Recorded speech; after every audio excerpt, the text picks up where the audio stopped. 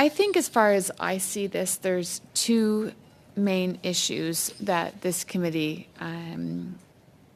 is concerned of with regards to this. First of all, there's the issue of ensuring that our Indigenous communities benefit positively from resource development. That's clearly step one for all of us, and we're hearing that in the testimony. Furthermore, we need to ensure that internally the women of these community benefit as well. And again, I can suggest that we're hearing that in compliments from all the different testimony. But how can we ensure that second point? And is there something that should be happening at the community and company level in the contracts, for example, because corporate responsibility needs to come into play here. Corporate responsibility and accountability, I think that's paramount here. So is there something that we can do to promote more action in the community?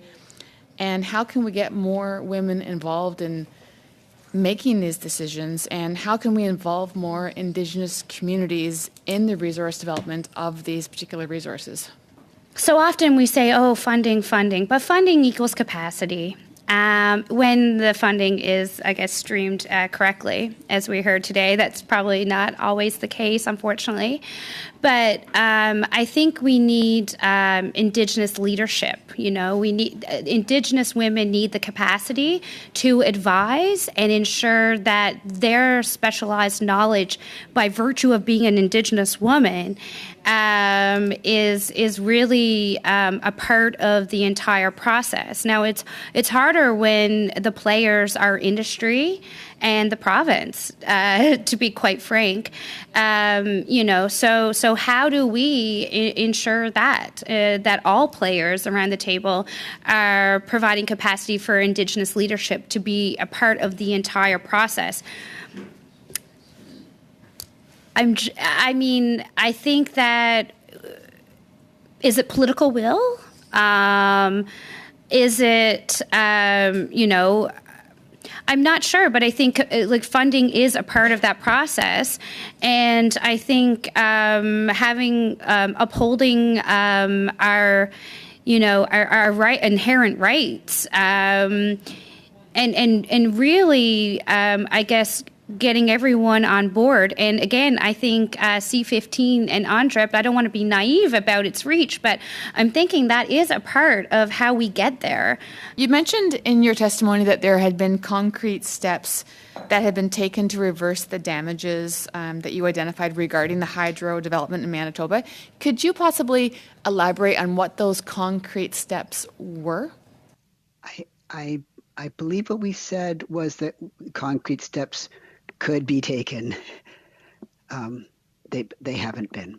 Thank you for that clarity. Do you have any suggestions or ideas on what some next steps could be? We need the communities to have a say, and not just consultation, because consultation, as currently practiced, is not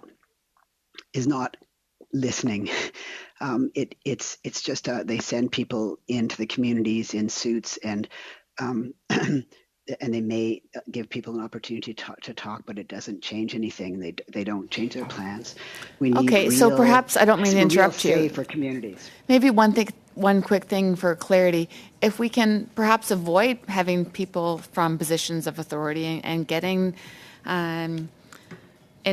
Indigenous communities and people involved from the community that are not necessarily from that of suits, as you called it, or positions of authority, would that be an example of a concrete step? Yes, and I didn't mean to be, when I said suits, I didn't mean to insult anyone. It's just the way the community members have talked to me, because they have an immediate reaction to that. It sort of sends a certain message. As you say, it sends a message of authority. Okay, no insult taken. All Thank good. you, Dr.